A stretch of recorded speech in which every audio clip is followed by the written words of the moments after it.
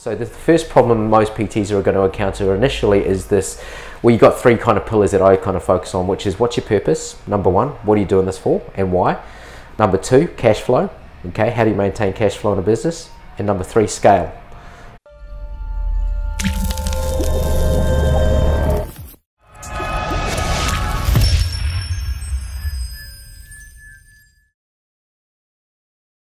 Richie, what's up, mate? Thank you so much for chatting with us today. My pleasure. You've come from a sort of sales background, moved into personal training. 360 now. Where I know you're doing great things to try and drive that business forward and look into scale. What's one of your best moments? I mean, you've been doing it for as long as you have. I know there's a lot, but is there any sort of standout moments or achievements that you've had as a PT? Oh, look, I'll be honest. I mean, probably a standout moment for me was actually being able to get past that 3-year mark. You know, as anybody in business understands and appreciates, is to get past that 3-year mark and move on from there is quite significant, especially in our field of work where it's common for, you know, people to drop out by 3 years. What's one of the worst moments within PT? From a work ethic perspective, I was always pretty solid, but I'd say my biggest mistake in personal training was not being consistent with marketing, not having a system in place to number one, have a good marketing system in place, number two, dealing with scale. You know, and so early on, I mean, technology was still young when we were kicking off, so we didn't have the online platforms that we do today. So certainly when they started to come about, I was an early adopter. I started to move into those spaces pretty quickly. But you know, the simple things like doing your, capturing data and actually working with that data and having a better, I guess, marketing strategy over that time, just to fill the gaps, because there's always ups and downs in PT. What kind of look, just having emails, and just staying connected with clients, etc. Just by having information in the first place, you're able to market, you know, better to those people.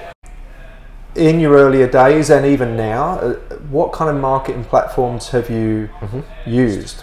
Facebook or Instagram, or is it a mixture of everything? Well, I think you have to kind of come back to number one is that what are you putting on offer in the market? And so the first problem most PTs are going to encounter initially is this, well, you've got three kind of pillars that I kind of focus on, which is what's your purpose? Number one, what are you doing this for and why?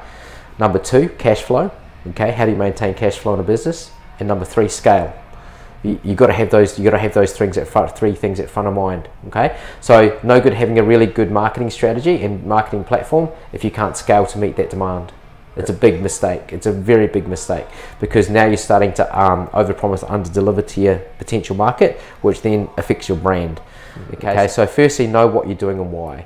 You know, and so part of my whole purpose for you know, for everything I do is not just in personal training, but everything I live for is to be a good role model and to inspire others to do the same. And so that's my core fundamental that I follow. So my purpose is behind that. Okay. The second thing is that it's cash flow. Okay, it's sweet as to have a purpose, but is it making you any money? And so you've got to look at, okay, well, how does it make money and what does that look like? And then number three, okay, cool, sweet. Well, if it's going to make money, how can it make more with scale? So how can you duplicate yourself? So from a marketing strategy, like, well, if you've got a strategy in place, and especially like if you're using platforms like Facebook and Instagram, social media, etc., guess what, dude? You're going to have to have a pretty solid back end to be able to support that. Like, let's just say you've got 50,000 followers, and you know 1% of those people wanted to do work with you, and there's no way you can service that one-on-one. Well, what's your scale strategy? Of course, you go online. So you've got to have an online strategy in place for something like that. At the moment, I do online personal training. I work with two clients every quarter. And I charge a premium for that. And every quarter, I roll them off. They go onto an ongoing payment system to access the programming that I've set up for them. And then I roll the next two on. And then so that's how I work at the moment. And the reason for that is because online personal training doesn't mean more time, it means less time. And so the more you spread your feelers out and the more you market, the less time you're going to have. For me, time is the number one thing.